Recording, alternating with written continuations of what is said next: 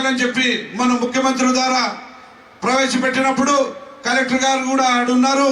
ఖచ్చితంగా కలెక్టర్ గారు కూడా ఇంట్రెస్ట్ తో 4 కోట్ల రూపాయలతో బీటీ రోడ్డు వేయించి ఆ పోయే దారికి కూడా చేయిస్తామని చెప్పి మంత్రి గారు మన ముఖ్యమంత్రి గారు కూడా చెప్పడం జరిగింది.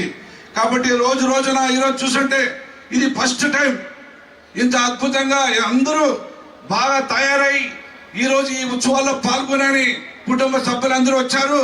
అదేవిధంగా ఇక్కడ స్టాల్స్ కూడా చెప్పడం జరిగింది. ప్రతి రైతన్న బాగుండాలి, ప్రతి రైతుకి ఉన్న పరికరాలు ఆ రకంగా డెవలప్మెంట్ చేసుకుంటే ఆ రైతు ఇంకా కొంచెం ఇంప్రూవ్మెంట్ అవుతుంది అనే కనుక ఆ స్టాల్స్ చూసినప్పుడే మాకందరికి చాలా సంతోషంగా ఉంది.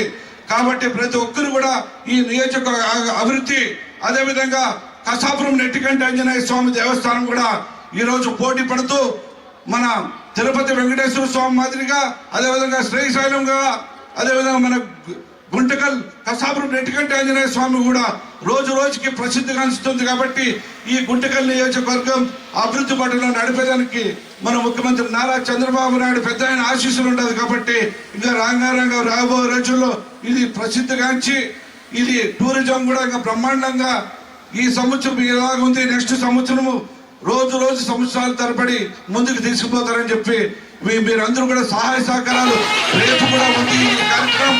రేపు కూడా పెద్ద ఎత్తున వచ్చి ఇక్కడ విజయవంతం చేస్తారని చెప్పి ఇక్కడికి వచ్చిన ప్రతి ఒక్కరికి పేరు నా హృదయపూర్వక ధన్యవాదాలు తెలుపుకుంటూ సెలవు తీసుకుంటున్నాను.